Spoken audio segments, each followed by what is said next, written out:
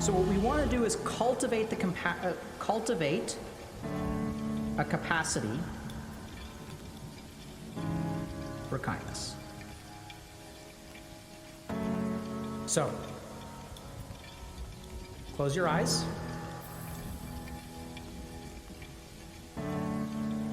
Take a few moments to breathe in and breathe out.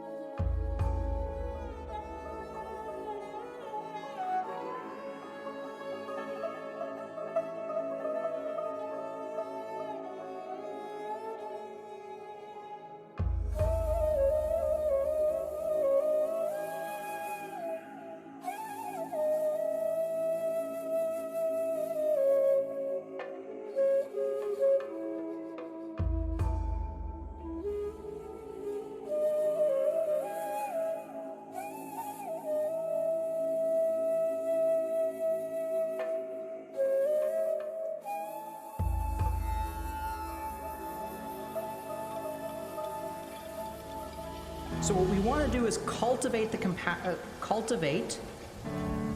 capacity for kindness. So, close your eyes.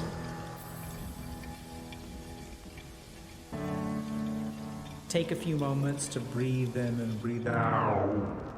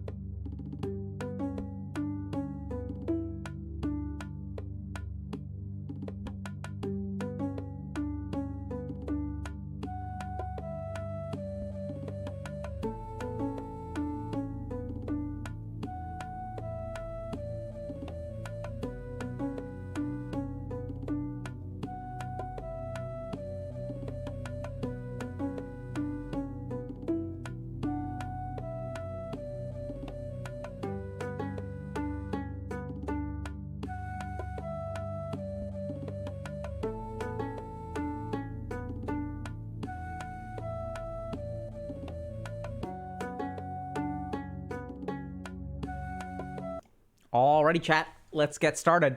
Welcome to another Healthy Gamer GG stream. My name is Alok Kanoja. Just a reminder that although I'm a psychiatrist, nothing we discuss on stream today is intended to be taken as medical advice. Everything is for entertainment or educational purposes only. If y'all have a medical concern or question, please go see a licensed professional. So sorry for being late today. I think we had a couple things going on, but we're here now. I think we're going to have to stream, just a little bit shorter today. So I'm hoping to wrap up in like about an hour and a half. We're going to cover two major topics today. And I want to show you all a couple of other things. So the first thing is that we've got our Right in the Fields event that's active right now. So this is a 6-week event that's designed to help us understand our emotions. So as we discussed, maybe this past Monday or Friday, I forget, we did a lecture on alexithymia. And there's a lot of interesting data that shows that lack of emotional awareness makes it difficult for us to, creates difficulties in terms of motivation and direction in life, creates difficulties in terms of makes us vulnerable to addictions and maladaptive coping behaviors, and also interferes with our relationships. So one of the big hypotheses that we have, we see really good outcomes from our coaching program. And we were trying to figure out okay, how do we see improvements in feelings of let's say worry or anxiety or feelings of depression if we're not licensed therapists? And it turns out that I think our coaching program helps people understand their emotions better and understand how to regulate their emotions, set goals, increase motivation, things like that. So we've got a community event right now that all y'all can participate in called Right in the Fields. It's a 6-week event that hopefully has y'all understanding a little bit more about your emotions. We're going to pair that with things like lectures and meditations and stuff on stream. So this is the Right in the Fields dashboard. So once you kind of sign up, and you can sign up at fields.healthygamer.gg. This is all free, by the way. So you can track your emotions. And there's data that shows that being aware of your emotions can help you sort of engage with them and eventually control them, understand them, process them, etc. But it starts with awareness. So we have to start with what we're feeling. So you can track your emotions up to 4 times a day. You earn points. You can also articulate a little bit about what you feel. And the cool thing is that this will be, these entries will be used in our reflection corner. So we're going to reflect back on what we're feeling, what we were feeling last week and stuff like that, so that we can start to understand it, start to process it. And then we'll also use this for our empathy lab section, where we're going to try to understand what other people could be feeling to sort of increase our EQ. There's also a body map, which, let's see if we can open that up. So you can sort of map out, and there's going to be a lecture coming on this later, where you feel something. So there's science that shows that different emotions have different physical manifestations in the body, and they can get quite nuanced. So we'll hopefully have that lecture coming up soon. But in the meantime, y'all can sort of track where your emotions are in your body. And the cool thing is, based on research, we can sort of see that, okay, if you feel a lot of stuff here and a little bit of stuff here and a little bit of stuff here, that actually tracks on to a particular emotion. So sometimes we don't know what we're feeling, but by using literally a body map, we can figure out, based on research, what that physiological sensation, what emotion that physiological sensation is. And so we don't have any, things to reflect on. And then we've also got different kinds of events that go on that will sort of help y'all understand a variety of things. So I think in about an hour and 16 minutes, we have an Ask a Coach event going on in Discord that y'all can connect to. Our Ask a Coach events are about different kinds of emotions. So today we're going to be asking our coaches about fear. So we're going to be learning a little bit about fear. We'll hopefully roll out Empathy Lab soon, which is develop your empathy by understanding others' emotions. So what we'll do is offer entries that y'all can kind of look at and try to figure out, okay, what do you think this person is feeling? And then the last thing that we do in the Right in the Fields event is emotional regulation. So how do we regulate our emotions? So this is a really awesome thing that our community has kind of put together. And I think we've seen a lot of success from community-driven events, because we can lecture and talk about stuff on Twitch as much as y'all want, YouTube, whatever. But at some point, y'all have to start doing the internal work yourselves, and that's what we're trying to facilitate. For those of y'all that are interested in kind of a more longitudinal and personalized approach, highly recommend signing up for coaching. By the way, coaching is about full, so you're welcome to try to sign up. If you don't see a spot today, by all means, join the wait list. We'll get around to you as quick as we can. But it just kind of an FYI there. So yeah, that's our Right in the Feels event.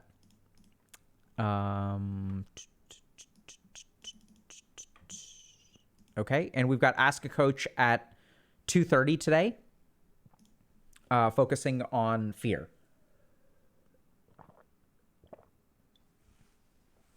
All right, so today we're going to do two things. We're going to talk a little bit about morning routines. But first, what I actually want to do is talk to you all about rehabs. And so we're going to start with the rehab thing. Let me just get set up here for a second. Okay. Works? Works? There we go. Okay. No. Go away. Okay. So.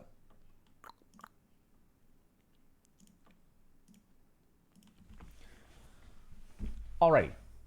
Let's talk a little bit about rehab centers. So I want to talk to you all about rehab centers because I think that, in a sense, rehab centers seem to be the gold standard for overcoming addiction, right? When we see people who are struggling with addiction, when we're thinking about addictions, even celebrities or people like that, they'll say like, oh, this person is in rehab. So when addictions kind of get out of control, the idea is that the best thing that we can do is go to rehabs. Now, there are a couple of things that are kind of interesting about rehab centers. So I've worked in a couple of rehab centers myself. I really enjoy kind of working there. I'm going to share that a little bit with y'all later. But unfortunately, there are a lot of things that are not ideal about rehab centers and some things that are actually wrong. And I'd love to talk to y'all about that today. So part of the reason that I want to talk about this is that if you think about people who are struggling with addiction, what usually happens is we struggle for a while. We try to get it under control. We try to cut back.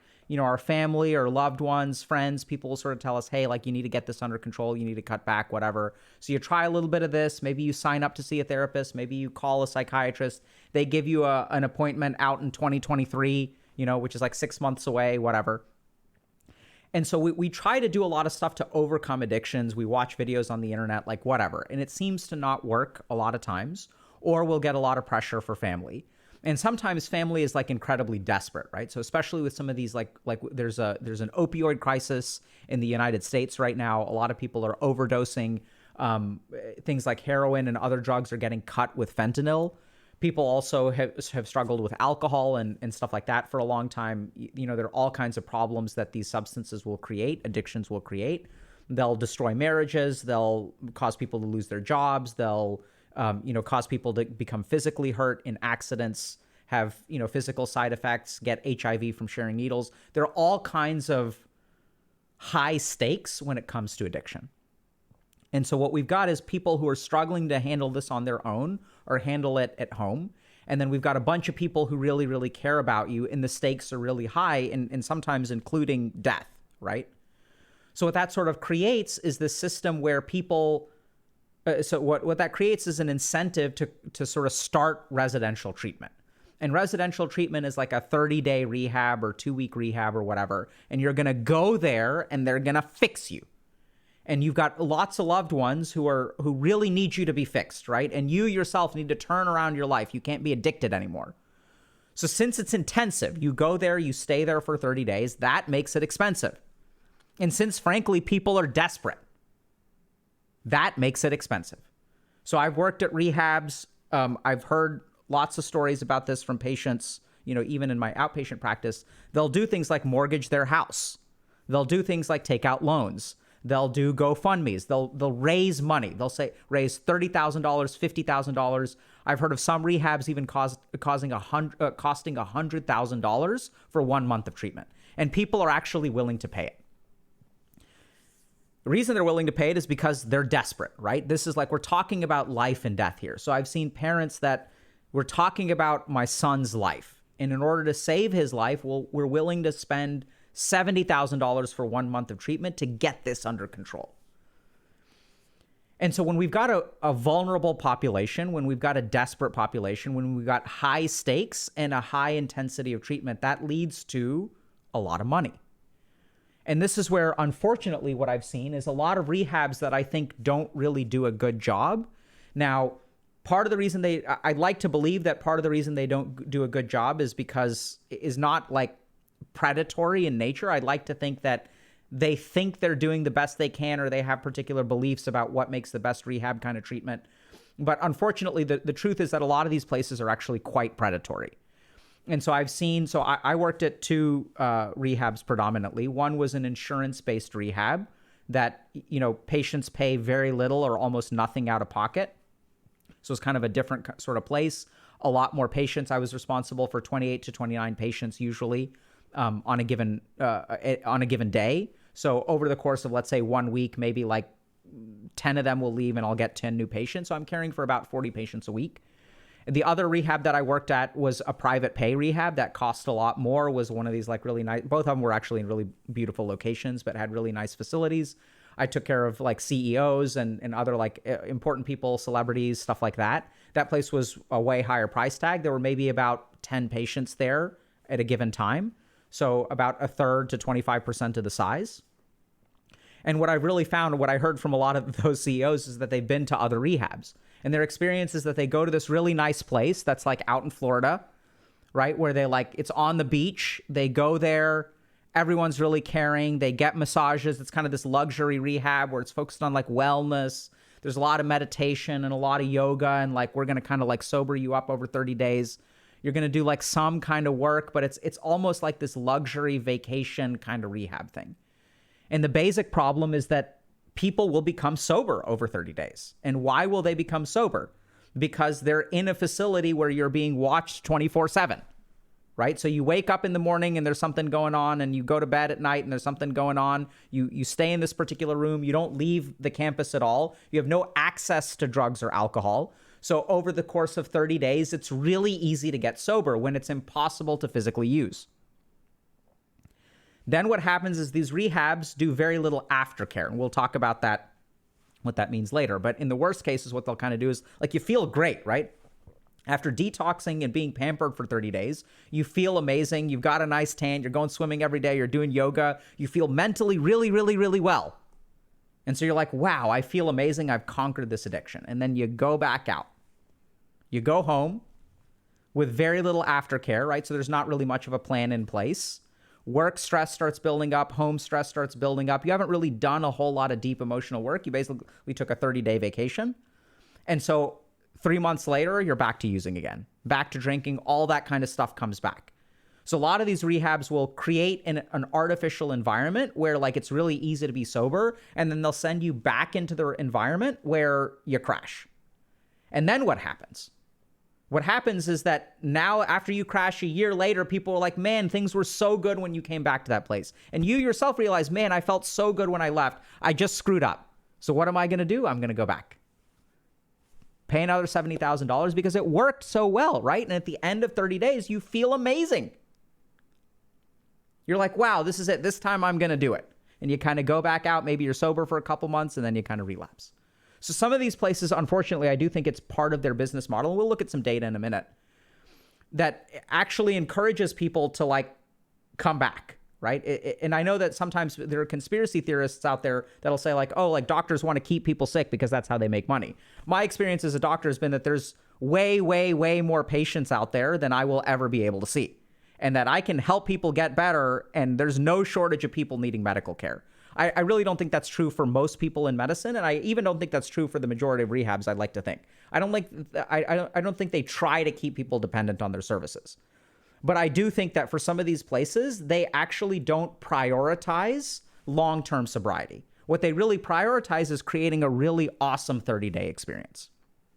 And it turns out that this is not just me kind of thinking this, right? So, and it's not just conspiracy theories.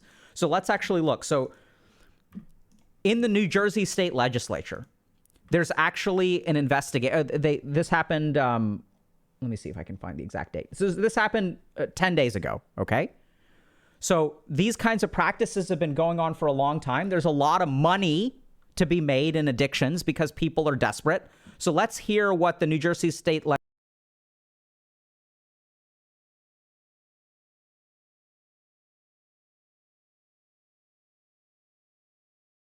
So let's take a listen to the New Jersey State Legislature's State Commission of Investigation on rehabs.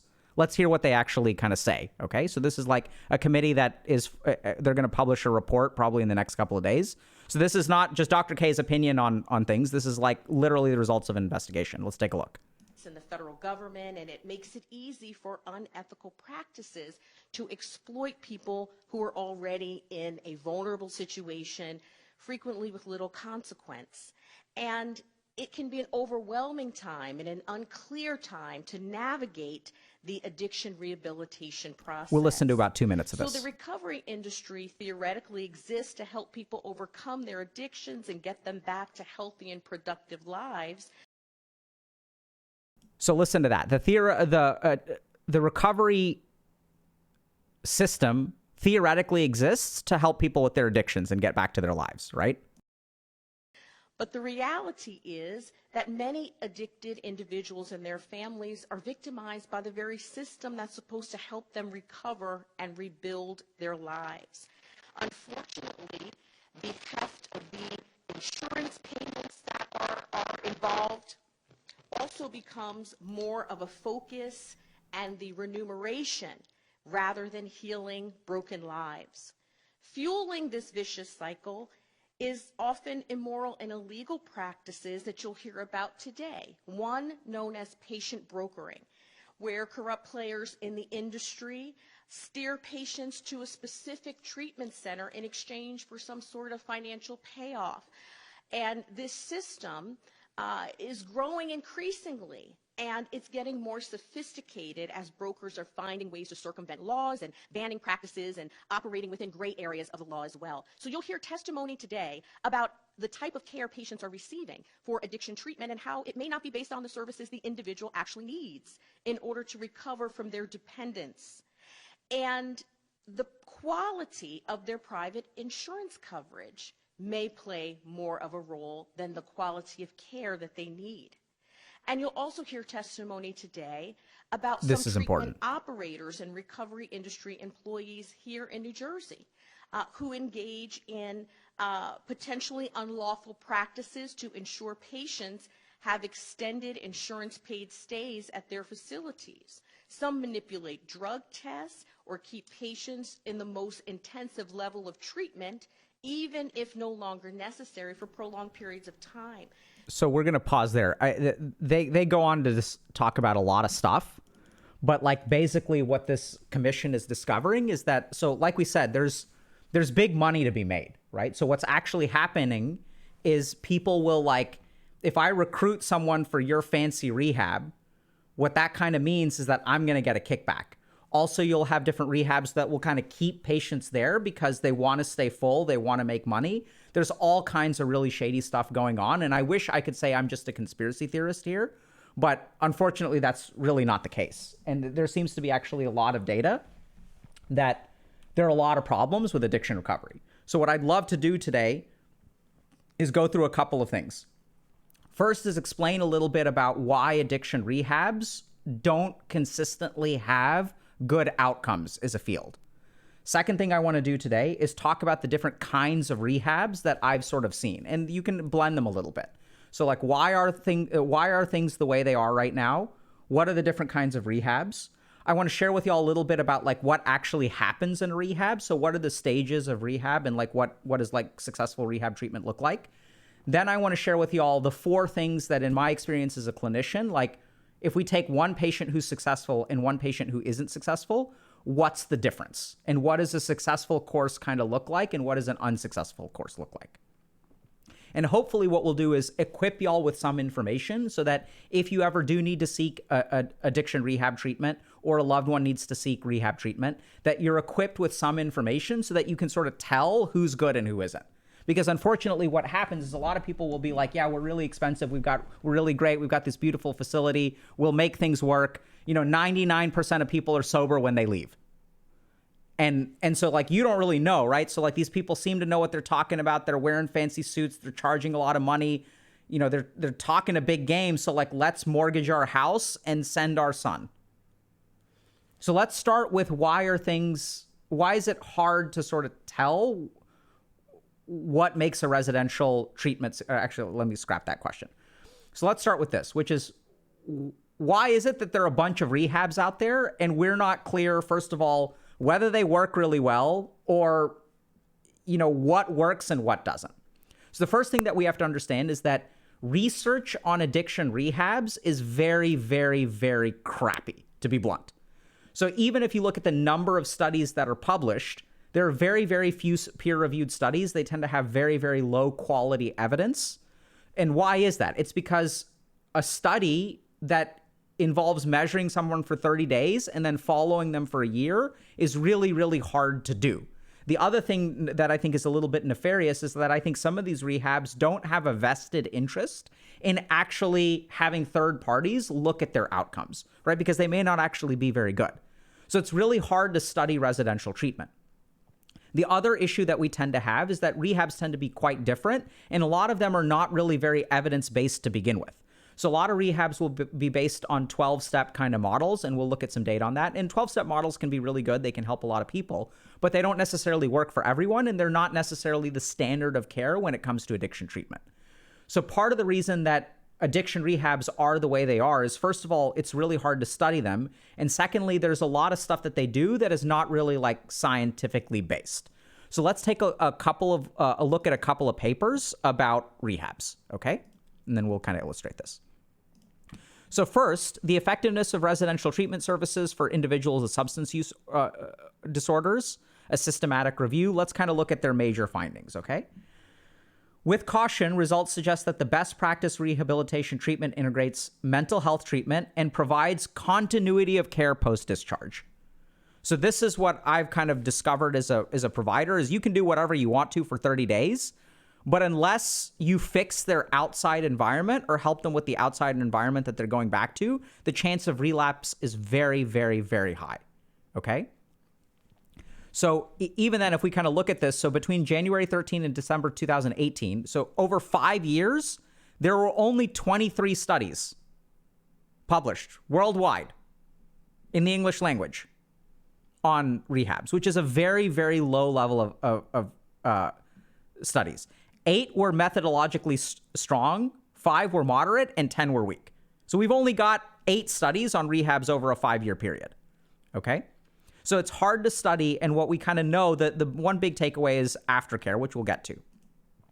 So now I'm going to share with y'all something from, I think this is from JAMA or NEJM, so Journal of the American Medical Association. So first, let's start with this. There's something called opioid agonist treatment, which if someone is addicted to opioids like heroin, the standard of care is to actually provide an analog of an opiate that people can sort of maintain so they don't go through withdrawal and don't have cravings and stuff like that, but is hard to abuse. So there's this medication called Suboxone, which makes it hard for it to be like injected and stuff like that. It's chemically a little bit different. But the key thing is that the standard of care for opioid use disorder, like according to all the science we have, the most effective treatment for opioid use disorder is opioid assisted treatment, okay? Now, for people kind of saying like, okay, but wait, if I'm prescribed an opioid and I have like a heroin addiction, isn't that just like replacing one addiction with another? And the answer is sort of, but generally not really. So my experience is that you got to give someone something in a controlled way, in a measured way, so they can't use more. They're not necessarily using less. And then like when someone struggles with addiction, usually their life is falling apart. And it's really hard to get a job and fix your relationships and stuff like that when you're dealing with cravings every single day. So opioid-assisted treatment, and this is according to the data, right? This is what seems to work the best. My experience with opioid-assisted treatment is that I'll use it for some amount of time, and then eventually when they sort of get their life settled, I will advocate or at least have a discussion for getting off of opioid agonist therapy. And if they want to stay on it, that's okay, but I'll be like, okay, hey, if things are stable, like, what do you think about this? Like, now that 1 year out, you've got a stable job, your marriage is repaired, you're done with family counseling, what do you think about stopping this medication now? And we'll kind of have an ongoing discussion, and hopefully eventually I'm as a psychiatrist, I advocate for the minimum possible medication use. Sometimes people need it, and that's totally fine. So let's take a look at the standard of evidence, the standard of care, best available evidence for what is effective at helping heroin addicts get off of heroin. So nationally, 107 programs, 29% offered opioid agonist therapy with the option of continued maintenance. An additional 31% offered opioid-assisted therapy for short-term detoxification, which we'll get to in a second. So 60% of people will offer opioid agonist therapy. 39% did not offer opioid agonist therapy, and 78 programs, 21%, actively discourage the use of opioid agonist therapy. So this is really interesting, right? Because what this is sort of suggesting is that, you know, like 60% of people are unclear, may not necessarily use it, or will actively discourage the best scientifically valid treatment for addiction, right? I want y'all to think about that for a second. Now, there are good, arguable good reasons for this. So almost all programs offered some form of 12-step program, right? So 92%. 92% of rehabs will offer some 12-step component. And in the 12-step tradition, many of those people are very, very anti-agonist therapy. These are not scientists, though. They're not medical doctors. Doesn't mean that they don't have value. They bring a lot to the table. And 12-step programs have been shown to be effective at helping people overcome addiction. But oftentimes, those kinds of things will clash. So the best rehabs, and we'll get to this in a second, that I've seen sort of offer a spectrum and really try to create an individualized approach. The downside that I've seen with 12-step programs, a lot of these people are believers, right? They're like, AA is the only way. And they start with, it's very kind of like, a lot of it will have like religious connotations to it, and there's like a higher power, and it's sort of based on like the Christian ethos and things like that.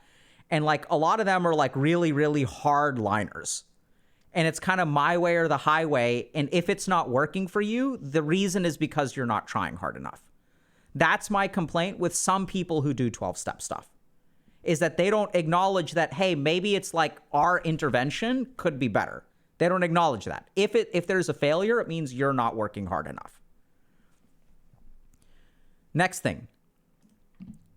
So this is a paper that talks a little bit about, you know, what are the components to success in recovery? So let's take a quick look at that. So good rehabs will provide information and skills, promote a working alliance. What does that mean? That means that we're going to work together. Addiction is not something that you have to conquer on your own. We're going to help you. It's a team effort. Role modeling recovery. So this is really interesting, but like, what does it mean to be sober? What would your life be like to be sober? What does it look like to be sober?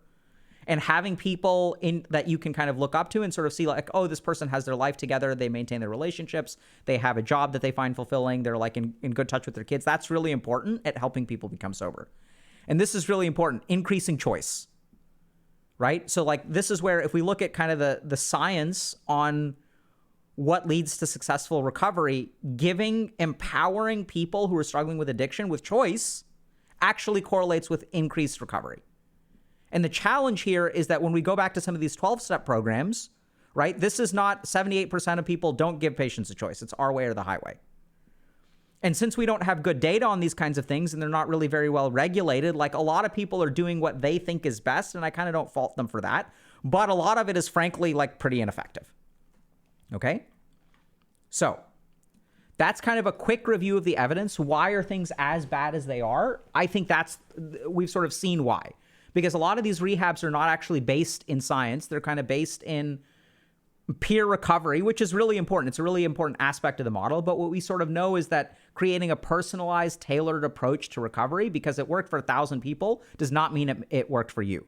And the most success that I've seen in addiction recovery is when we sort of create a personalized approach.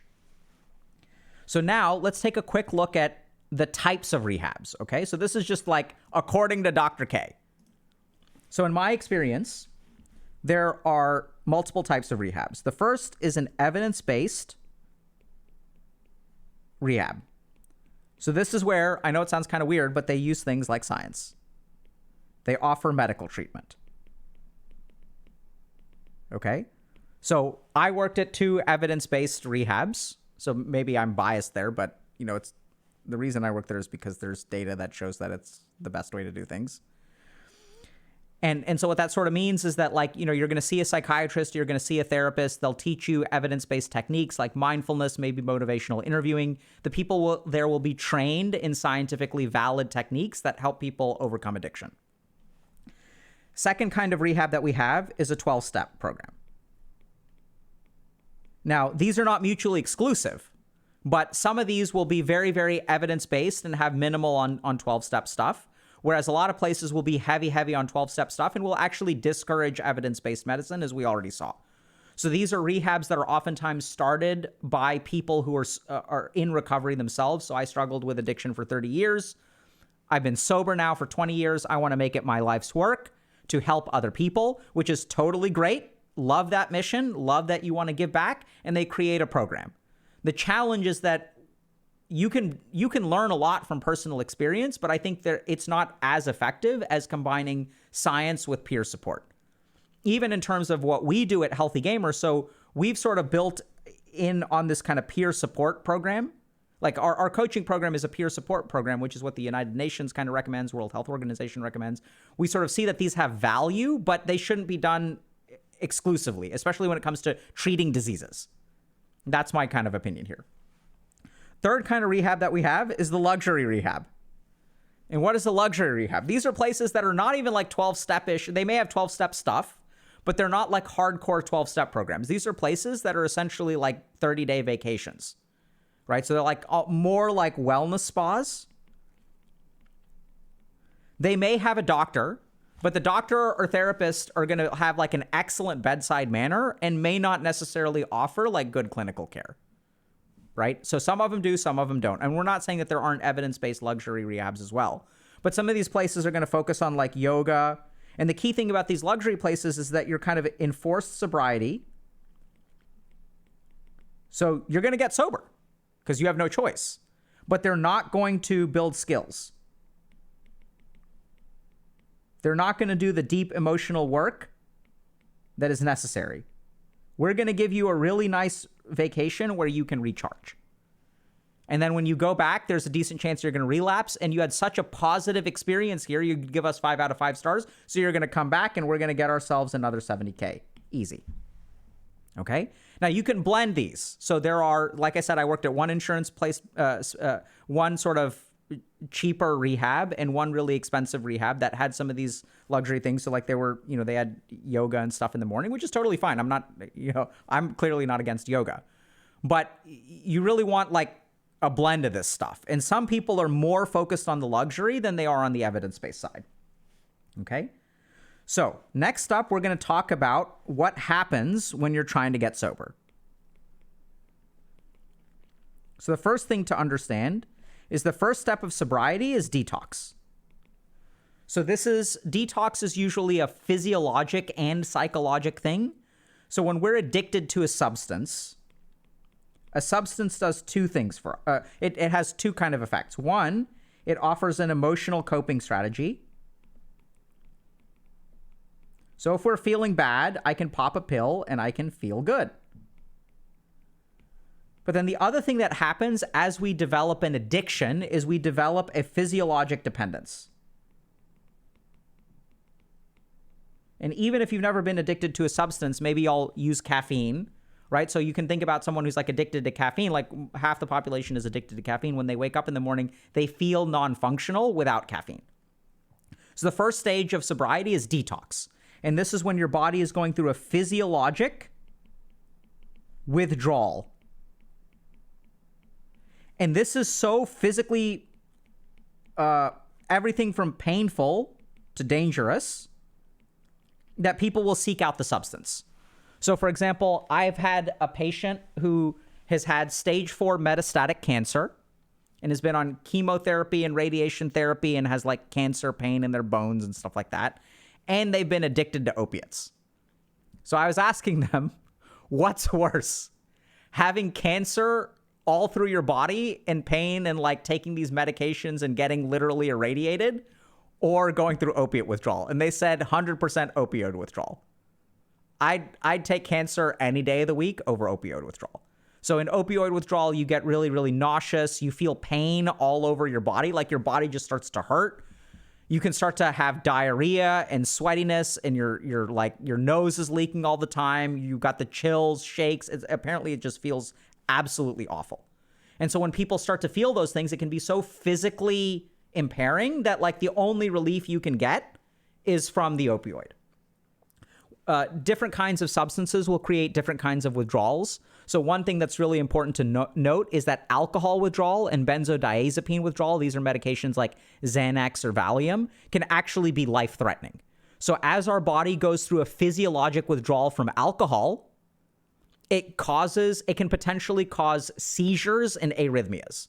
So alcohol is a CNS, central nervous system, depressant.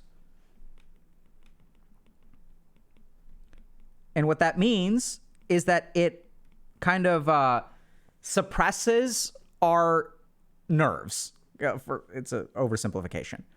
And so what happens is when we take the alcohol away, our nerves have adapted to alcohol being in the system, and they've kind of compensated for that. So let's say a nerve normally works over here. And then what happens is we add alcohol. And when we add alcohol, it sort of suppresses our nervous function. And then what happens over time is our brain adapts. So we're back at baseline, right? So this is what we think of as a functioning alcoholic. They actually are drunk. They've got a high blood alcohol level, but they appear completely normal. Cognitively, they're normal, they're completely normal. And so then when you remove the alcohol, okay, what ends up happening is their nerves become hypersensitive because now we're removing this depressant effect over here. And then when their nerves become jittery, they can actually have a seizure and can sometimes even go into cardiac arrhythmias, and it can be lethal. So detox feels awful for the most part and can also be like medically dangerous. So sometimes detox has to happen in a hospital. A couple of other things. So when people talk about, marijuana isn't addictive, part of what they mean when people say marijuana isn't addictive is that we don't, generally speaking, develop a very strong physiologic tolerance to marijuana. It doesn't mean that it isn't psychologically addictive. So we still marijuana can be an emotional coping strategy for sure, but you're not going to have, at least I've never heard of anyone having seizures after like withdrawing from marijuana. Okay. So that's stage one is detox. So usually the detox stage lasts anywhere between, let's say, 3 and 7 days. It depends on what you're detoxing from. And during that time, it's like hard to do like much therapy and things like that because physically you just feel awful. So usually detox needs to be managed medically. So when I'm helping patients with opioid detox, I'll give them various medications. So like I'll give them like loperamide so that they don't have diarrhea 15 times a day. So we try to make the detox as manageable as possible. Sometimes when people are detoxing off of alcohol, we'll use things like benzodiazepines to help them safely detox off of it. So you'll administer things like lorazepam and other kinds of medications to prevent people from having seizures and stuff like that. And you kind of detox them off, hopefully pretty smooth. The second stage is kind of our residential treatment.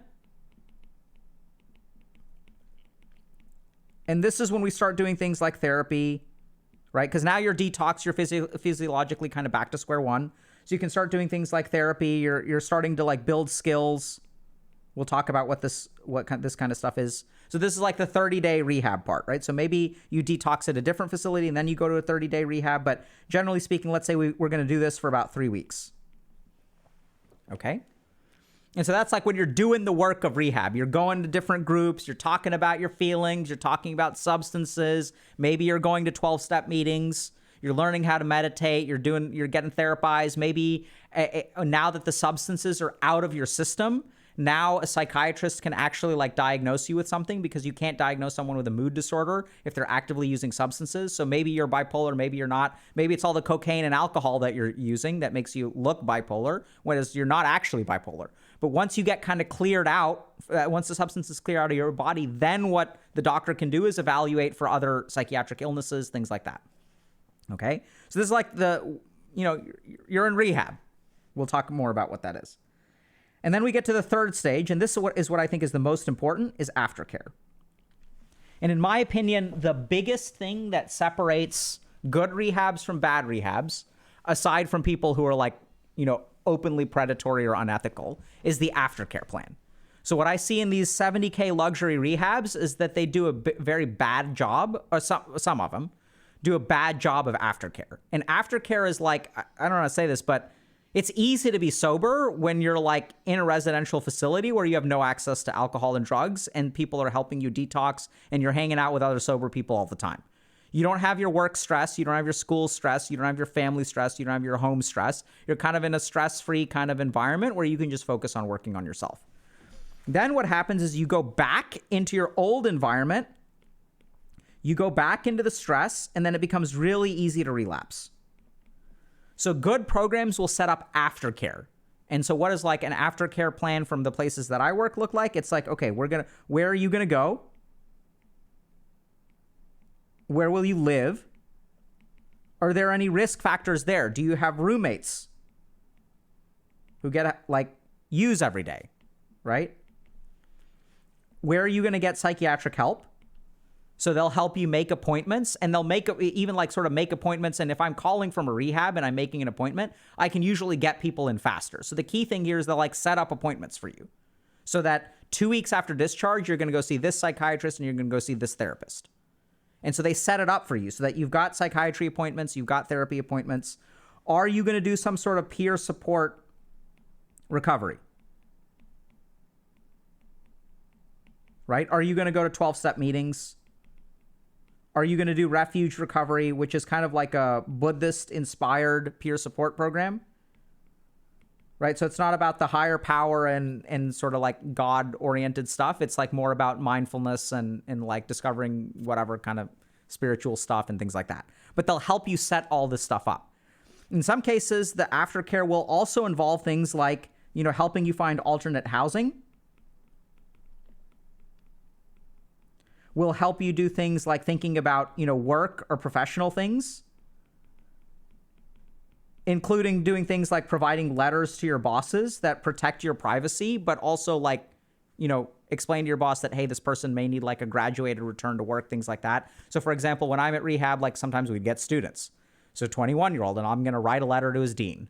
And I'm going to say, hey, the kid needs to like have a kid needs to take, his course load needs to be reduced by 50% over the course of this next semester because he's got all this other crap to do.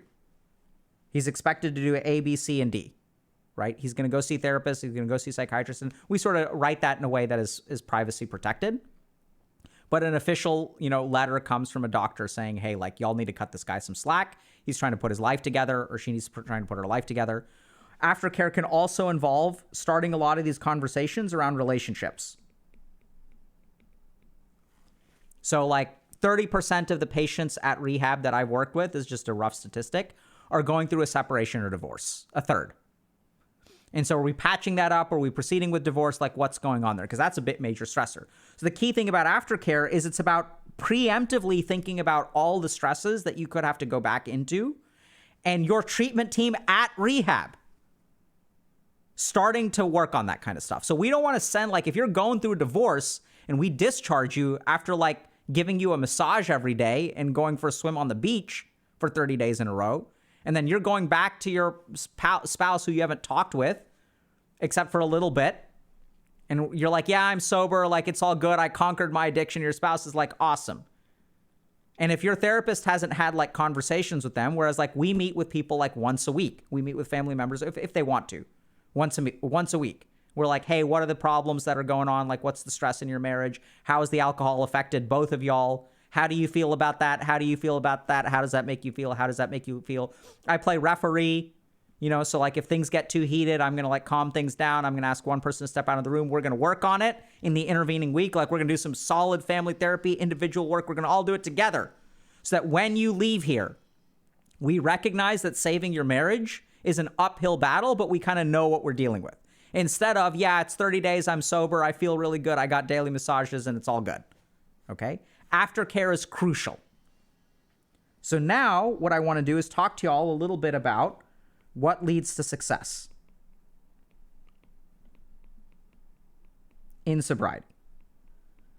So this perspective is kind of like my take on when people do a good job at rehab, what changes for them? Like when someone comes in on day 1 and they leave on day 30, what's different? And it comes down to 4 things. The first thing is awareness of triggers. So substance use is highly environmental. Like we kind of know this. And so a key thing about staying sober is like controlling your exposure to triggers. So triggers can be everything from roommates who get high every day to exes who use heroin and who will hit you up. It can be even things like, work-related stress or family-related stress. Every time my parents ask me, like, when am I going to move out of the house? When am I going to move out of the house? When am I going to move out of the house? Every time my wife or husband nags me about a particular thing, it makes me want to forget and use. And like, it's really, really stressful. So you have to know what are the things that trigger your desire to use and trigger cravings. Now, we're not saying that you have to avoid all of those things because some of that stuff may be necessary, but you have to have an awareness of your triggers. And I know it sounds kind of simple, but like a lot of times we don't think about that in addiction. There are even studies that kind of show that sometimes if you ask people, okay, why'd you relapse? They'll say, I was doing fine. I don't know what happened. I just slipped up. And the more that I tunnel down into it, it's like, what do you mean you just slipped up? Like, so walk me through the sequence of events. You've been sober for 12 weeks. You were sober on Wednesday morning, and then you had a binge over the weekend. How was Thursday? Thursday was fine. What about Friday? Well, Friday at 6 p.m., I got a text from my ex. They're asking like, hey, you want to hang out? And then they sent me a provocative picture. And I was like, sure. Right? And then we started texting back and forth. I met up with my ex on Saturday night, and then I used for 24 hours. Okay, well, right? So like, what are your triggers? Second thing that happens. This is what I call deep emotional work. This is what leads to success. So if you look at addictions, the most common feature of all addictions is that they're coping mechanisms. So if we look at a human being and their psyche, right? So there's like, if there's like really toxic stuff down here that I can't manage, I'm going to need to like add a substance to kind of quiet that out. So we can think about, okay, what are the triggers? But then what we also want to do is like empty out some of this stuff. Empty out some of like the deep emotional work, right? So that this stuff kind of like leaks out the bottom, and then we start to like feel better. So this is where like if you look at like a history of childhood abuse, for example, correlates with addiction. And so like as you start to feel really, really ashamed of yourself, right? I'll give you all just like an example of a thought that people who struggle with addiction will have. I'm a worthless piece of crap, so why not use? It's not like I'm going to accomplish anything anyway. Might as well get some joy out of life. Like, I don't deserve to be happy. So why not just screw up? Like, why not just screw up my life, right? It's not like people give a shit about me. These are the kinds of thoughts that you'll have. I don't think that that's true. I think people do care about you, and I think you do deserve to have a good life, right? But that involves that deep emotional work. You can't massage your way to sobriety. You got to actually like do that hard work, ask those hard questions. What do you want to be in life? What has this addiction done to you? What's the harm you've caused? Do you deserve to be happy in life? Who taught you that you don't deserve to be happy in life? These are like these deep, cathartic conversations, which sometimes you'll see on stream. Next thing that leads to sobriety is development of coping skills.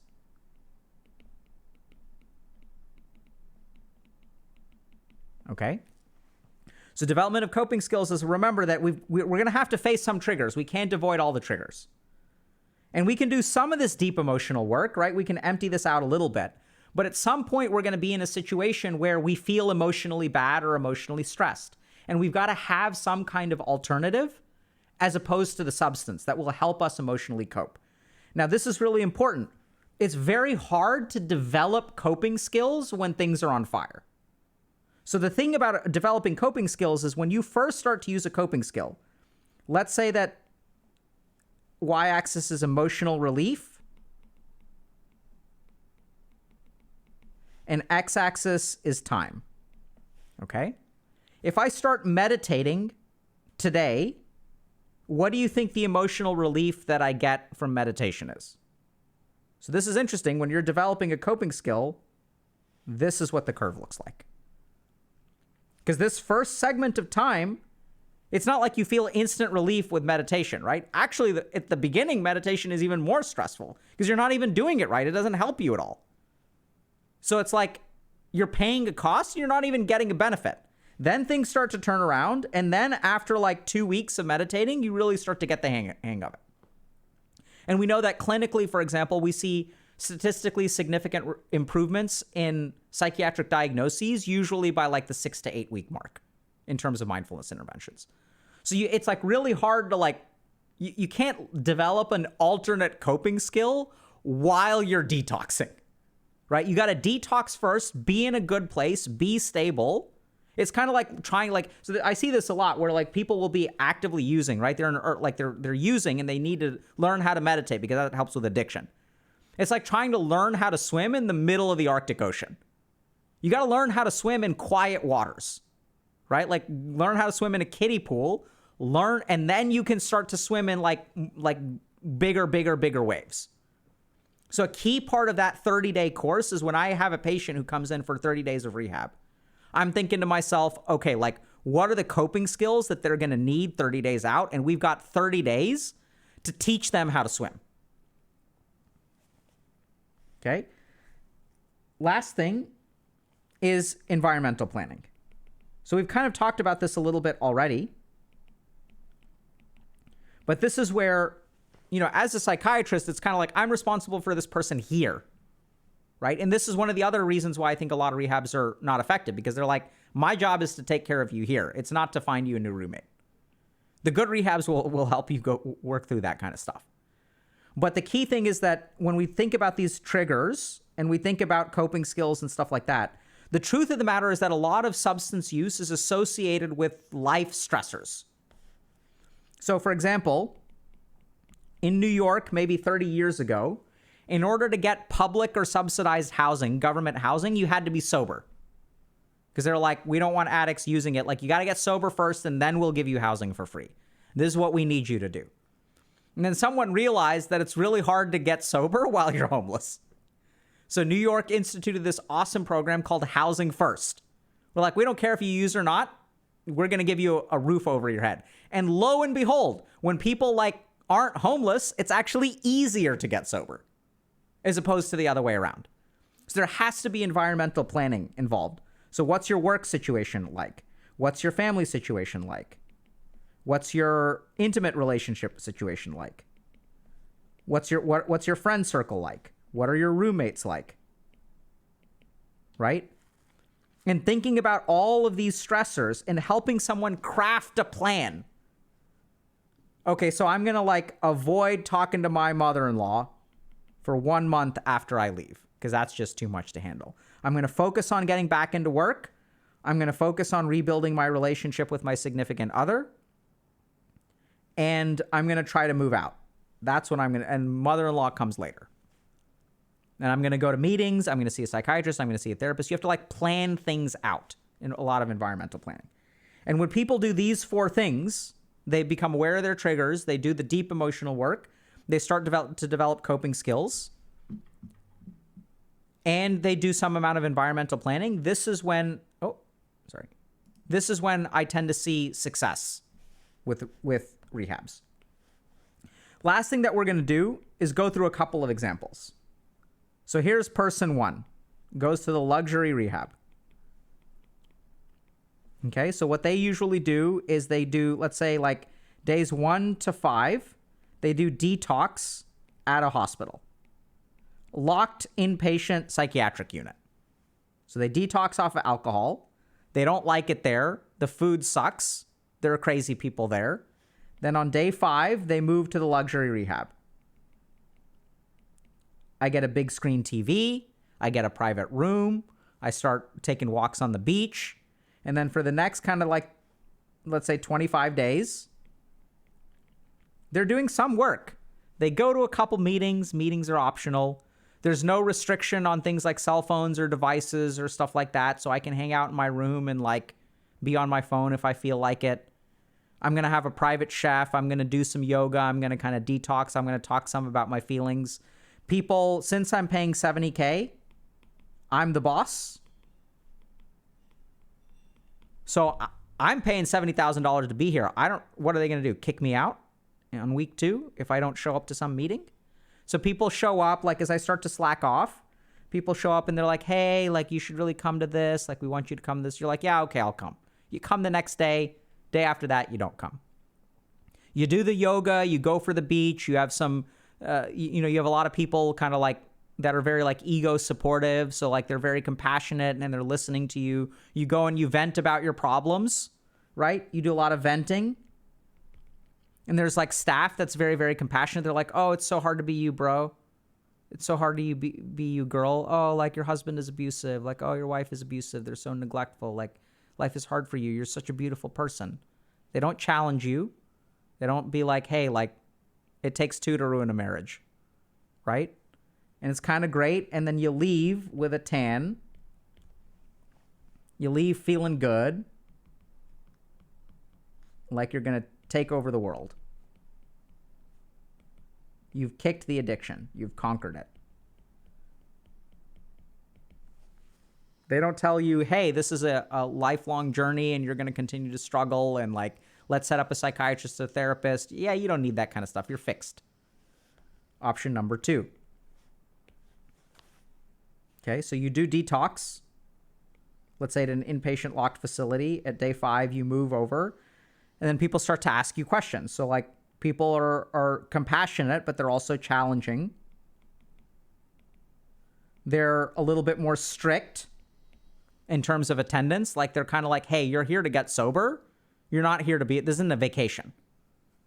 They're going to emphasize skills building. You start doing deep emotional work. You really connect with a therapist. You really like them a lot. You see a doctor a couple times a week. So multiple psychiatry appointments. Meds change if they need to. They're willing to offer opioid-assisted therapy if you need it. And then, at week 2, you're also doing things like doing family therapy. You're also doing things like figuring out work-related stuff. You're having tense conversations with your partner about the state of your marriage and divorce. They're not pleasant. They're not fun, but you're starting to do the work here. You're doing a lot of challenging work with a lot of support. And then people on week 2 start to develop aftercare plan.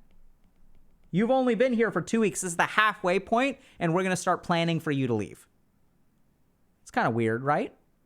Because that's what it takes to set up good aftercare. And while we're setting up aftercare, I want you to go to a 12-step meeting. I want you to go to an AA meeting. I want you to go to a refuge recovery meeting. I want you to go to a SMART meeting. So on Tuesday, Wednesday, Thursday this week, and Tuesday, Wednesday, Thursday next week, you're going to go to all 3 of those meetings. So 1 meeting a day. And you're going to tell me which one you like. As opposed to these guys who are like, oh, by the way, like you can go to AA if you want to. And then you go to AA and you're like, yeah, that's not really for me. But then what? You go 2 weeks after discharge, you go to your first AA meeting, you decide it's not for you, and then you're like, I don't need it, I'm sober.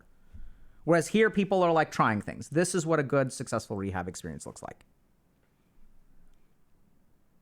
And then hopefully you've set up good aftercare. And when you leave, like it's not a vacation. It's that you've been fighting a war and losing all this time. But now finally, like you have a plan of attack. You recognize who the enemy is.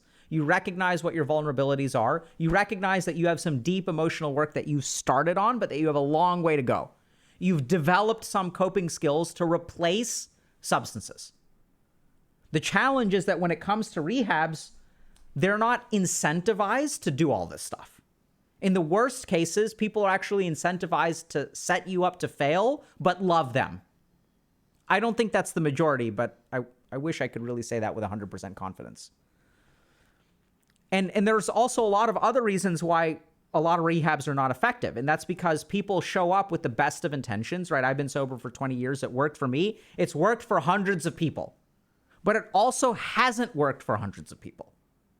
But it's my way or the highway. It's like, this is the way to sobriety. And if you guys have done like work with sobriety, y'all will meet these people where they're like super hardcore, right? Incredibly rigid.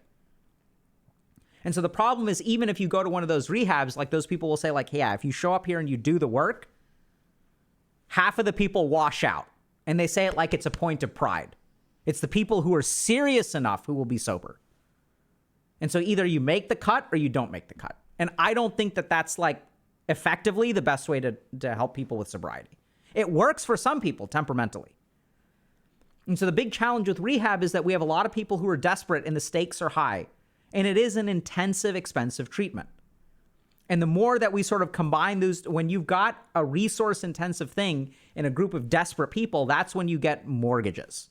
That's when you have people taking out loans. That's when you have people selling cars. That's when you have people who are like trying to like borrow money from all their friends and family to fund $50,000 for 30 days of residential treatment that may not even be scientifically valid. And when you have a system like this that doesn't measure outcomes, that doesn't hold rehabs accountable, you end up with what you have in New Jersey, which is a situation where you've got a bunch of rehabs that are at the worst predatory, and unfortunately, a lot of them are probably just negligent. Half of whom don't actually use the standard of care, the best evidence-based treatment for things like opioid addiction in a country where we have an opioid crisis, national health emergency. And half of our residential treatment centers are not even using the best tool that we have. And so the truth of the matter is that residential treatment is like rife with all kinds of problems. There aren't really good checks and balances. A lot of people, in my opinion, don't really know what they're doing. You can maybe argue that it's ignorant for me to make that criticism because I only worked at 2 rehabs. I worked there for like 2 to 3 years. It's not like I have 30 years of experience under my belt. So fair enough if you want to say my perspective isn't as valid as those other people's. But there's a lot of data to support this. And so if you're interested in rehab, what I'd strongly recommend is if you call a place, you ask questions like this. Ask them, what's your treatment philosophy? Do you see do y'all have mental health clinicians there? What kind of clinicians? Do y'all use a nurse practitioner, or do you have a medical doctor, or is it a team of both? Do y'all have therapists? How often will I see a medical doctor? How often will I see a nurse practitioner? How often will I see my therapist? What kind of things do therapists work on? What kind of therapy do you use? What do you emphasize in your program? How much of it is 12-step? How much of it is coping skills? And this is really, really crucially important. What does aftercare planning look like at your facility? And hopefully if you ask these questions, you'll be able to tell, because all of them will have the same price tag. $50K, $60K, $70K sometimes, or they can be a lot cheaper and insurance-based. But even if you're talking about insurance-based ones, like you can ask them these kinds of questions. Because what we also learned from the New Jersey Commission is that a lot of these places that are insurance-based, they'll just keep you there, including up to and including falsifying drug tests. So you're not allowed to be discharged. And when people are falsifying drug tests to keep you there, do you think they're actually trying to help you? Of course not. You're a prisoner, and every day you're at the prison, the facility is being paid $800, $1,000, $1,200. So ask these kinds of questions before you go. And hopefully, places that can give you good answers are places that I would trust a little bit more. So that's kind of my take on rehabs. It's a place that's rife with bad information because a lot of this stuff isn't published. It's hard to research. A lot of these places are for profit, so they don't really publish their outcomes. They're not really vetted by third parties. There's no peer-reviewed research publications and things like that. So you got to be careful, which is unfortunate because the stakes are high when it comes to addiction. Questions?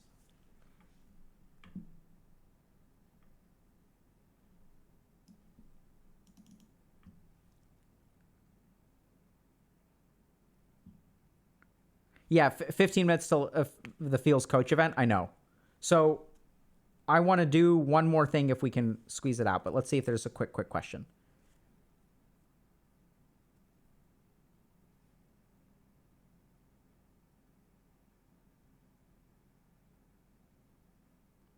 How is research on using DBT to combat addiction? I'm so glad you asked. Turns out that we have a paper about that. Look. So this is kind of an interesting article. Y'all can check this out. It's in BMC Psychiatry. 10-year comparison of young people in residential substance use disorder treatment receiving group DBT. So it's kind of interesting. Actually, the most alarming thing about this paper is not that group DBT is effective. It's a 10-year comparison. So what they did is they looked at people in 2008 and 2009, and then they looked at people in 2018 and 2020. Here's the scary thing about this. So we demonstrated that DBT plus milieu residential care for young people continues to show positive effects. Great, DBT works. However, youth seeking treatment today compared to 10 years ago evidenced higher acuity of psychiatric symptoms. So what's the biggest difference 10 years from now? DBT still works. People are just way sicker than they used to be. And that's what, unfortunately, we're seeing in mental health. Like in psychiatry, like people are getting worse. How do you help a loved one contemplate rehab to begin with? So I'd say it starts with open-ended questions. So ask them questions like, hey, like, what do you think about your substance use? Do you think it's a problem? Do you think it's not a problem? I wouldn't even jump to problem yet. Just what do you think about it? What do you like about it? What do you dislike about it? Be pretty neutral. And then ask them questions like, is this something that you think you could get help with? Like, do you think help would be helpful? In what ways would help be helpful? What kind of help have you considered?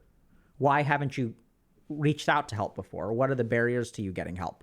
And then this is where you've also got to be a little bit careful, because if you have opinions, you can't ask them as questions. And if you'll watch our group stream, you'll kind of see this. Where like sometimes we'll like ask questions when it's really an opinion. You can say, hey, I'm concerned about your substance use. I think you may need help. What do you think? Can I share my concerns with you? Ask for permission. Don't try to ask questions to squeeze them into a corner and be like, haha, you do need help. Let's go to rehab. Does that make sense? So ask really what they think and then share your opinions. Those should be separate things. Ask for their opinion first, then ask for permission to share your opinion and share your concerns with compassion and state very clearly, I think you need help. Because a lot of times what happens with people who have addiction is like they'll like psychologically waffle. And they're like, oh, if you didn't say I needed help. So I was just kind of like, I thought you were just sort of like letting me know. So sometimes we have to be explicit. I think you need help. Right? And unfortunately, I have seen bad cases of like these interventions that are sometimes like the rehab will fly out like one of these really, really hardliners who's like, we're going to have to force them. And then like, it's essentially like a group bullying session where one person from the rehab is like, tells the whole family, like, get out your pitchforks. It's the only way it works. And even then, like, why do they believe that it's the only way it works? Because that's the only thing that they've seen as effective. Because if one person doesn't have their pitchfork out, then the person isn't going to get on the plane with me. And that in their mind is a failure. Right? So what they've seen is like what gets people on the plane is when the whole family grabs their pitchforks and y'all bully this person who's a family member to come with me. I'm going to sit next to him on the flight. We're going to fly there. I'm going to fly him straight to prison. And that's what leads to success. And even in that way, they may not be wrong, because people who get bullied into it and join the cult or whatever, like sometimes they walk out being sober. And you can use shame as a very, very powerful motivator towards sobriety. And it can work. Like that's why they believe that, right? They're not, it's just, my biggest issue is, and this is true of meditation teachers and it's true of like, people who are in addiction treatment or addiction recovery, is that if someone fails, they didn't try hard enough, as opposed to I could have done better.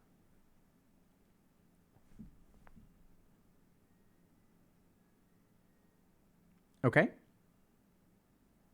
All right, let's move on.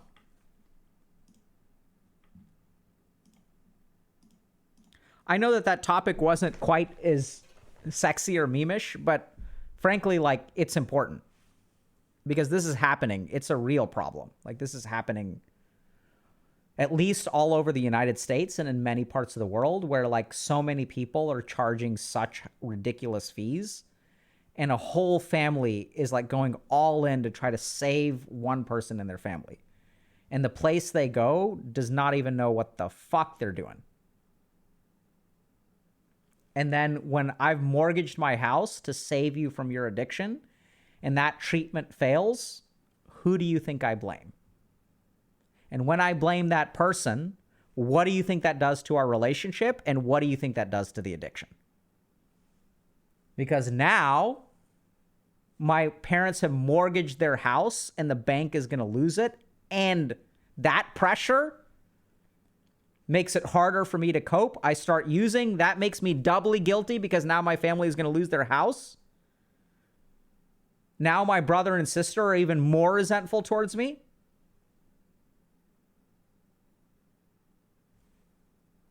I've seen it too many times. Too many times. And who's to blame?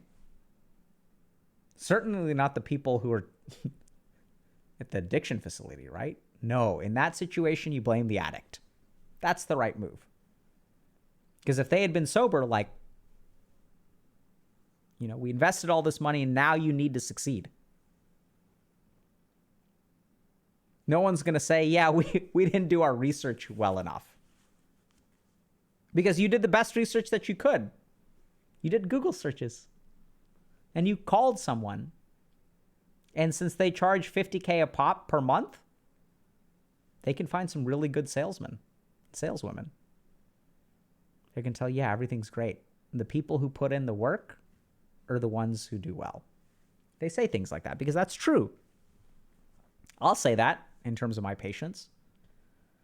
And when your rehab says it's the people who put in the work who get good results, and you have a crappy program, and so it's the people who go the extra mile, and despite your crappy program, work really, really, really hard to maintain sobriety, and then there you are as the program, you're like, wow, this person worked so hard. Of course they're going to be sober. They're sober in spite of you, not sober because of you.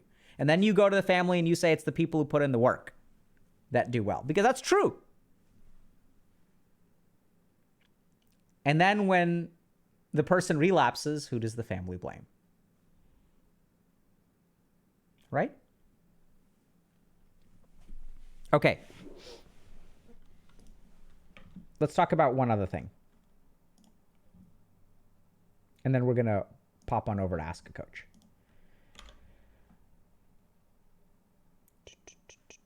Yep. Gotta get some water.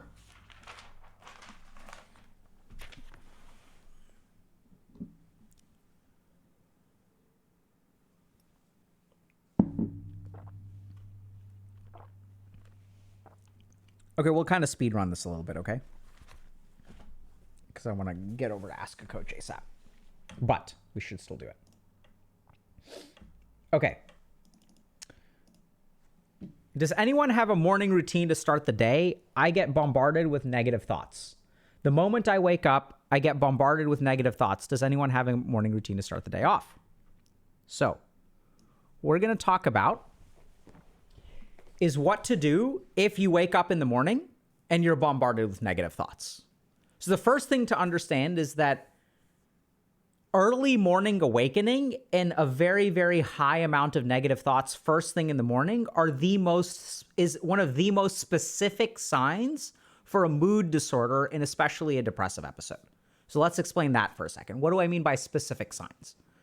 So in medicine, we have certain things that are sensitive and certain things that are specific. So things that are sensitive are things that people are likely to have if they have a particular disease, but they're not very specific. So I'll give you all an example. Let's look at something like concentration difficulties. Concentration difficulties are not specific to depression. So if I have difficulty with concentrations, I could have a major depressive episode. I could have ADHD. I could be high on a substance. I may be physically ill. I may have schizophrenia. There are all kinds of reasons why I would have difficulty with concentration. So that's not a specific sign for depression.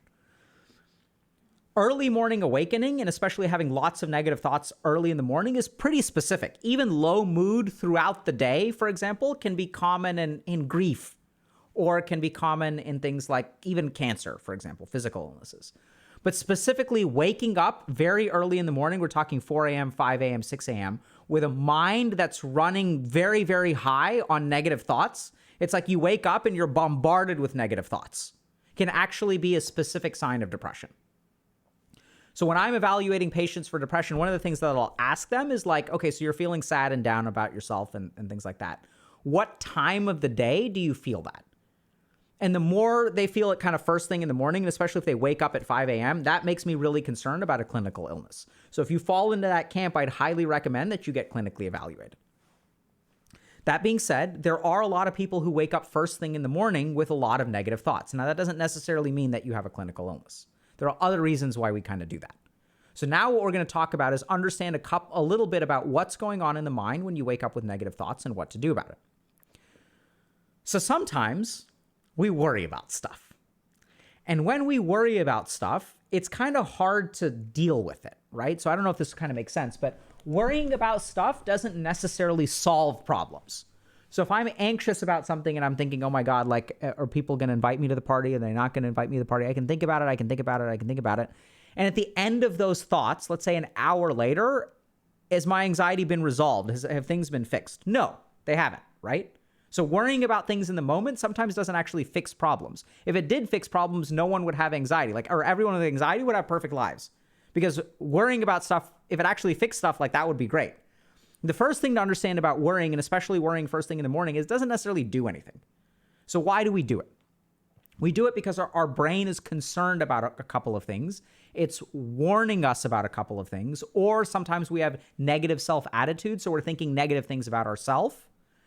And then normally what happens, or not normally, but what happens nowadays is when we start to have negative thoughts, we tend to distract ourselves from them. So since thinking about them doesn't actually solve the problem, what we end up doing is distracting ourselves. This has become easier and easier with the availability of technology. So once I start browsing social media, I can distract myself from my negative thoughts. I can watch something. I can play something. I can do all kinds of different stuff to distract myself from these negative thoughts. And when I distract those negative thoughts, what happens to them? They actually go dormant. They don't get fixed, right? So if I lack self-esteem, or I'm worried that people aren't going to invite me to a party, and I spend 4 hours playing a particular video game, at the end of those 4 hours, those thoughts come back. And so then what happens if we think about our days become filled with distraction. So now I'm going to play games for 4 hours. I stop for a second, the negative thoughts come back, and now I need to do something else. So I distract myself in another way. Sometimes I distract myself with work. Sometimes I distract myself. I even will socialize, right? So even if I feel like I'm going to be alone for the rest of my life and I have a group of buddies and we're all going to go out drinking tonight, I can go do some fun stuff, but I never deal with the problem. And so what I tend to do is I have these negative thoughts, and throughout my day, I push them to the side. I push them away. And so the moment I wake up, I haven't built any barriers yet. So what happens? They come flooding back into my mind first thing in the morning. So how do we deal with this? What should we not do and what should we do? So the first thing to not do if you wake up with negative thoughts in the morning is use any kind of technology. So it's so easy because tech is so good at this stuff. Suppression of our amygdala and our limbic system, which is our emotional circuitry, our fear center. So social media, memes, video games, Reddit, whatever. If I watch some kind of technology or engage in some kind of technology, it'll suppress my emotional circuitry.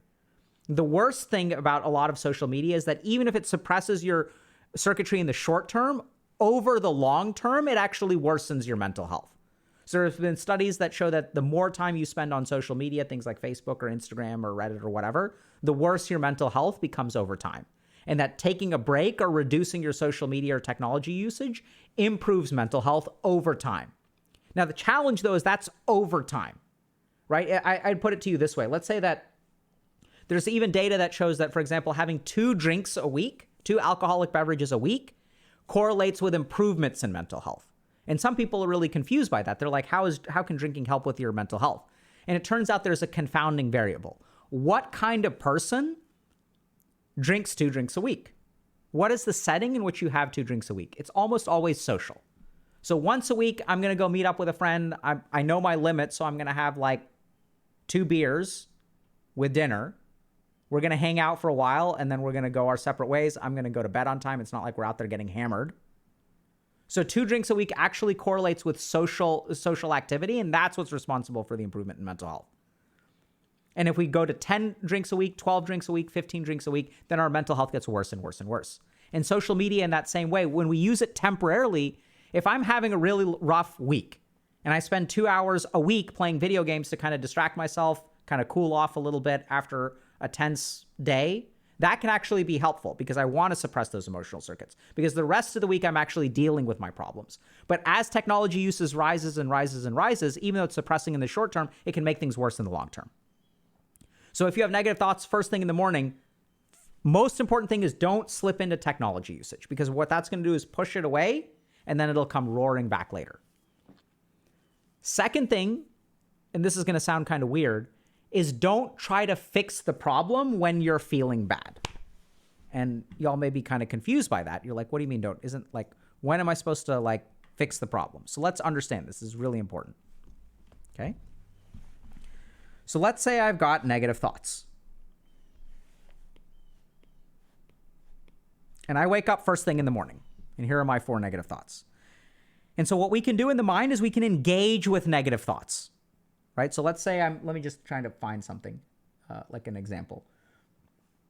So let's say that I wake up in the morning and I think to myself, no one really cares about me. Okay, so that's this thought.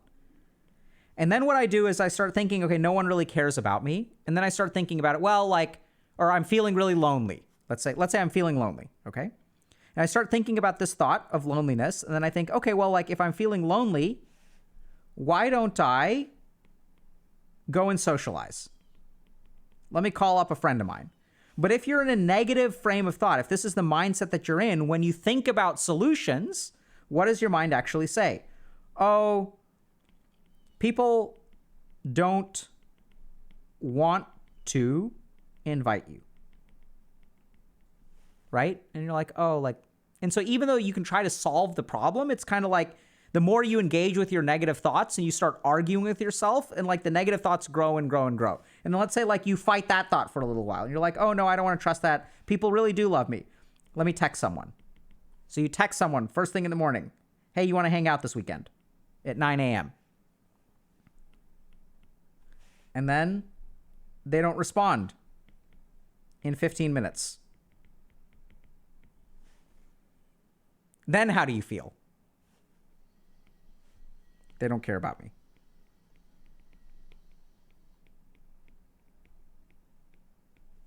Does this make sense?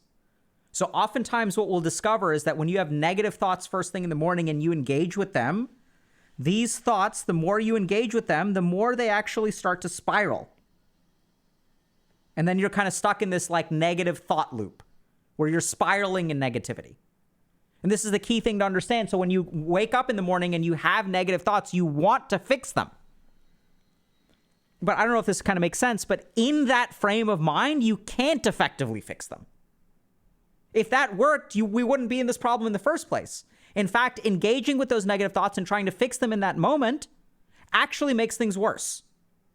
Because you wake up and you think through that stuff, you think. And the more time you spend thinking, the worse that you feel. Until eventually what happens is you hit this state of cognitive exhaustion where you're like, and you get out of bed and you go grab your phone and then you distract yourself. You push all the negative thoughts. You push them to the side. Right? And now we're going to focus on this stuff in the middle. Oh.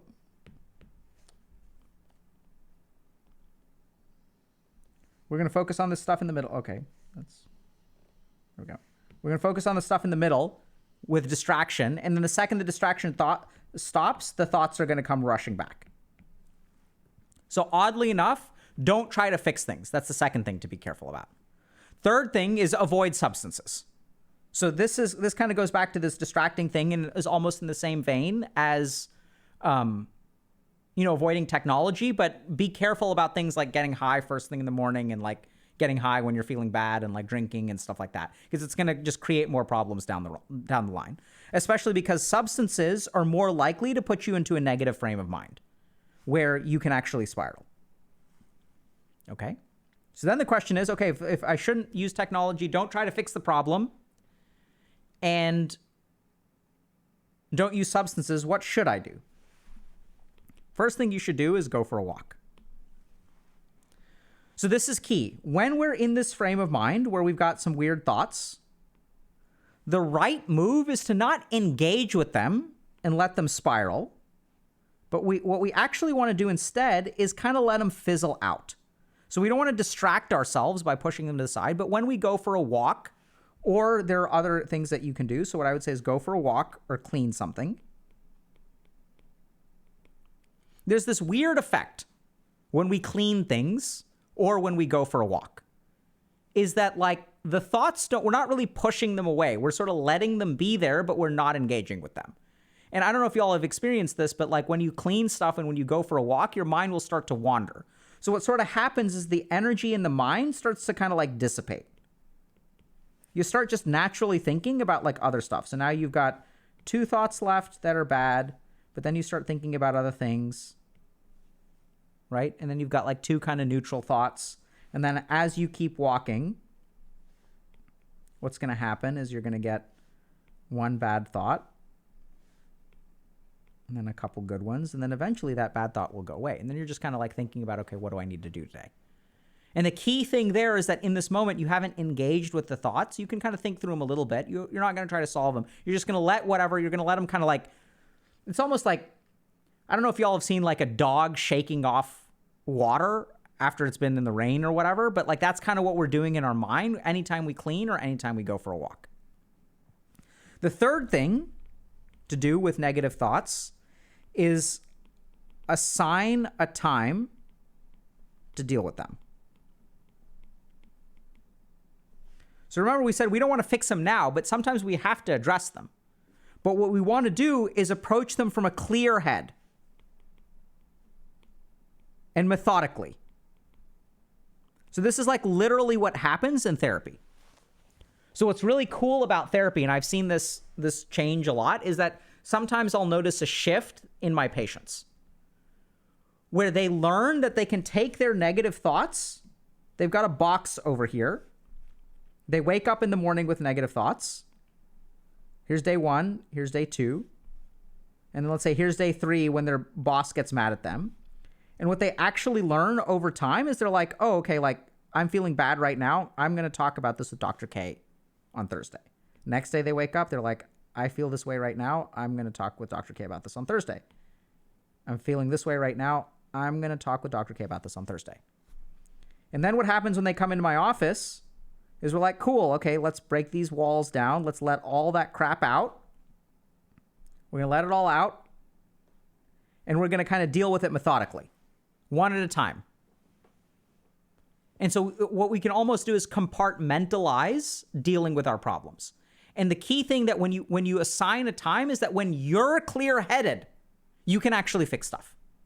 Do y'all get that? The biggest problem here is that when we are emotionally active and we're not clear-headed, it makes it even harder to fix the problems. Even though the problem seems so in our face, when we let it, set it down, put it aside, and then approach it with a clear head, suddenly things become so much easier. And so one of the biggest advantages of therapy is sure, you can have a clinician who's trained in a bunch of stuff, and that's fantastic, don't get me wrong. It's a great evidence-based intervention. But half of the advantage of therapy is just learning how to compartmentalize and then approaching problems in sort of a calm way. And the nice thing about a therapist is that you've got someone there who's going to keep you from spiraling and guide you in hopefully a productive manner. But the major principle here is that assigning a time to deal with them. So then when I'm feeling pretty good about myself, maybe before I have lunch, I'm going to sit down with a piece of paper and I'm going to like think through those thoughts. I'm going to try to sum of them. I'm going to pick one thing. Okay, people don't like me. Okay, and then let me try to socialize. Okay, let me send a text. And then even in that moment, you're going to kind of acknowledge for a moment that, okay, like if I send a text, they may not get back to me right away. That's okay. Do I need to find? And then when they don't respond, if you're kind of really in a clear frame of mind, do I need different friends. Instead of it suddenly being, if they don't respond to you, it's not a shortcoming of you. It could be a shortcoming of them. But when you're in this negative headspace and there are people who are neglectful of you in life, it's never their fault. Because in this negative headspace, in your spiral, it's always your fault. And so when you have negative thoughts first thing in the morning, I'd say very simply, clean. Go for a walk. Don't use technology. Don't use substances. And don't try to solve the problems. Instead, assign a separate time where you're of clear head to approach whatever your concerns are. And when people do this, something magical starts to happen. May not happen overnight, but over time, you'll have fewer and fewer and fewer negative thoughts in the morning. Because when we engage, I don't know if this makes sense, but when we engage with the negative thoughts in the morning, we actually ramp them up. Do y'all get that? Like one thought leads to another thought leads to another thought. Like this grows. When I start thinking these, then it grows and grows and grows and grows and grows, and then I feel overwhelmed. Then what happens is if I'm engaging with my thoughts in the morning, okay, so I'll draw one last thing to illustrate this. So I have 4 bad thoughts, and then I engage with them, and it becomes 5, 6, 7, 8, 9, 10, whatever. And now here's the key thing. When I distract myself, and I push all these thoughts to the outside of my mind, how many are left?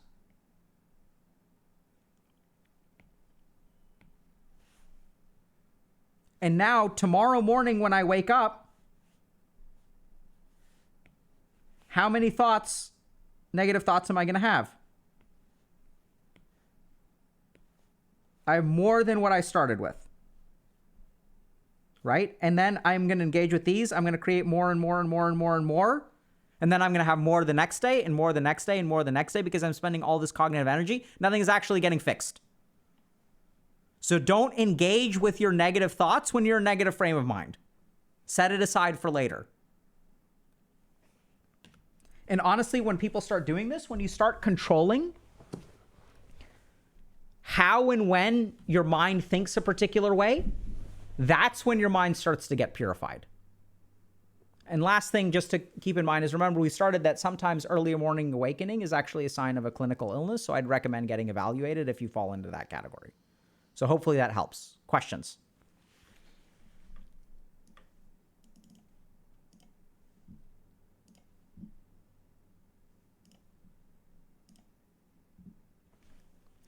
See, that's the problem. The basic problem is that we live with this mind and we don't know how it works. We don't know where negative thoughts come from. We don't know how to deal with them when they do arrive. When we deal with them, if we're not careful, they start to spiral and actually make things worse. Then we don't know how to deal with that. We feel really, really overwhelmed. So we use some kind of distracting thing to push all the thoughts away. And then as we push all the thoughts away, they're just waiting there to pop up tomorrow morning. First thing when we wake up, before we even have a chance to distract ourselves, right? Because it's when we wake up. Once I can pull out my phone and I can start distracting myself, I can keep them at bay. But in that window of time between opening my eyes and reaching for the phone, that's when the thoughts flood in. So we need to understand what is how do thoughts form in our mind? How do we deal with them? How do we make them go away? And how do we actually end up growing more and more negativity? Questions?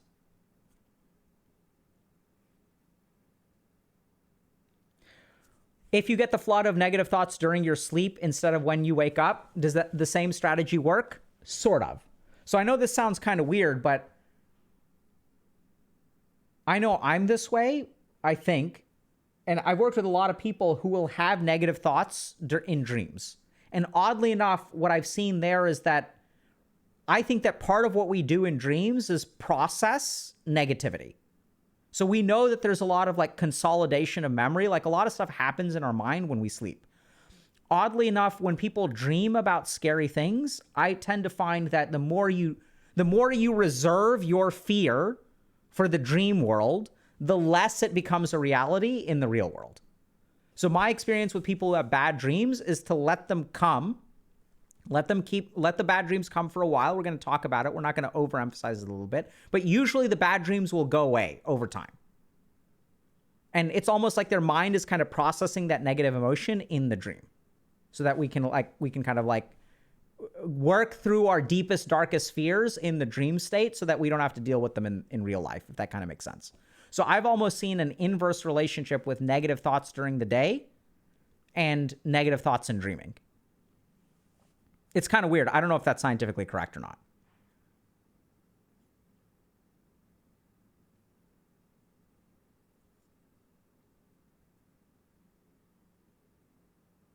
How can you get better at finding positive thoughts to counteract negative ones? I think the key thing is not counteracting negative ones, because that creates tension in the mind, and that tension in the mind is energy. And energy in the mind, if it's in a negative frame of mind, will produce more negative thoughts. So I think that there is value to positive self-talk, but oftentimes I think the key element here is don't fight the battle when your mind is in a negative state. Instead, try to clean out your mind a little bit, and then it'll be so much easier to find positive thoughts. And then it's not so much that you want to use the positive thought to combat the negative thought. If you're in a good state of mind, and let's say like you have a positive experience, that sinks down into your subconscious and will generate like positive impressions as well, right? Because the negative thoughts that we have come from like negative things in our subconscious. And so the more that we cultivate positive experiences, like the better we'll kind of feel about ourselves.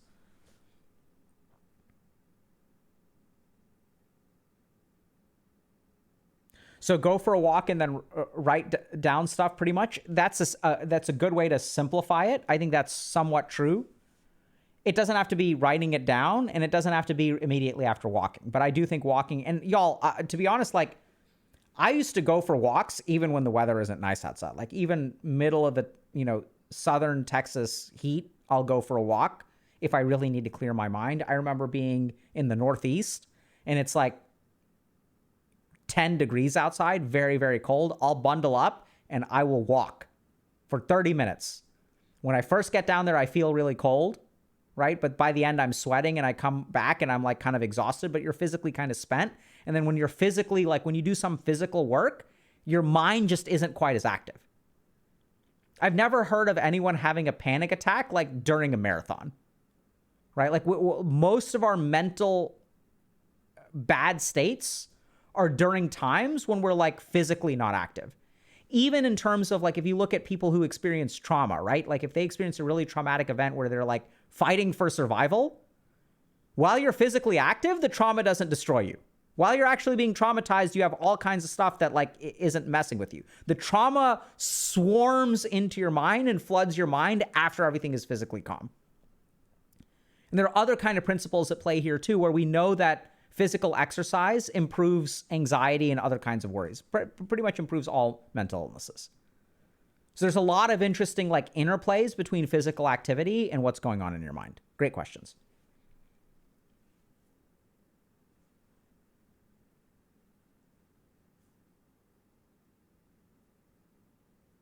Pengu's joking, just keep walking.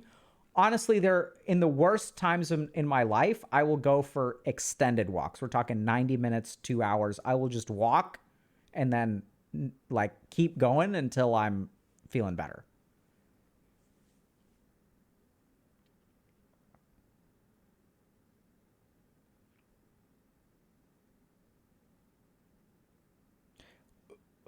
Huganu is asking, what if I'm disabled? Disabled in what way?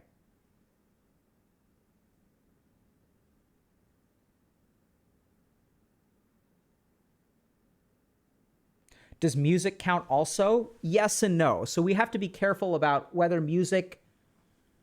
So music can be good or it can be a distraction. So it can fall into kind of that emotional suppression stuff, or it can be like processing. It depends on how you listen to it.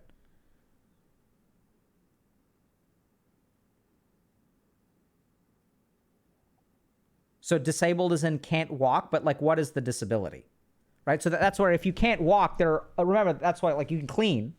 There are other forms of physical activity. And just because if you can't walk, it doesn't mean like, I've gone for walks with disabled friends of mine where like, I've even gone for walks with patients in wheelchairs. They're not walking, they're rolling, but you could still go outside in a wheelchair. One of my friends is an award-winning rock climber and can't walk. So I'm not trying to be like, hopefully this isn't coming across as insensitive, but just because you can't walk doesn't mean that you can't physically move, right? And this is also why what we try to do is explain the principle, and cleaning works just as well.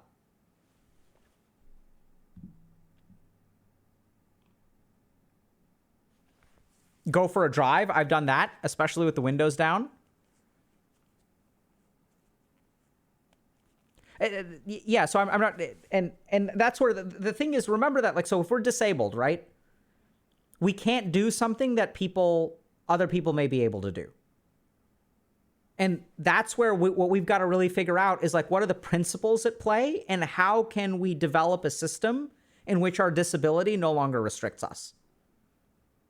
So being disabled makes things challenging, but if there's one thing that I've worked with friends who are disabled, patients who are disabled, it's harder to find a solution, but I see the worst outcomes when people think there isn't a solution. And that's where, hopefully, if you're disabled, you have people around you who are willing to help you find a solution. All right, so I had a patient who was could walk, but was in a lot of physical pain from walking. And so what we would do actually during our appointments is, like, we'd go outside and we'd walk whatever amount he could. And then we'd sit down at a park bench and we'd, like, do our session out there. And so other people, I would walk around, we'd walk for an hour. And so it's fine. Like, even if I just, ask them, like, what can you manage? Do you want to be outside? Do you want to give it a shot? Let's try walking 2 blocks. There's a great park bench that's actually pretty private. Do you feel comfortable with, being seen with me outside? I don't know if anyone will recognize you or recognize me, but there are HIPAA concerns there. What do you think? If you want to stay private, we can absolutely hang out here. I can crack a window, or we can go outside. And, like, the cool thing about the world is that we have solutions for people, hopefully, who have some form of disability.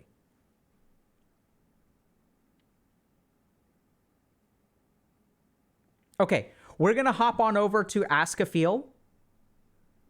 Ask a Coach. So let's talk about fear. I want to give you all that opportunity. So let's go over. I don't want to stream it because people will get a little bit shady when we show up on Discord sometimes. So I'm going to hop on over there and kind of listen in, but we've got an Ask a Coach event going on right now. And we're going to be talking a little bit about fear. It looks like there are 230 people there. So y'all can hop on Discord if y'all are interested. And let's see, it seems like Gatsby's teaching us about fear. Gatsby's awesome. So I'm going to go listen to her. And Ask a Coach, if y'all are interested in learning about fear, feel free to join us.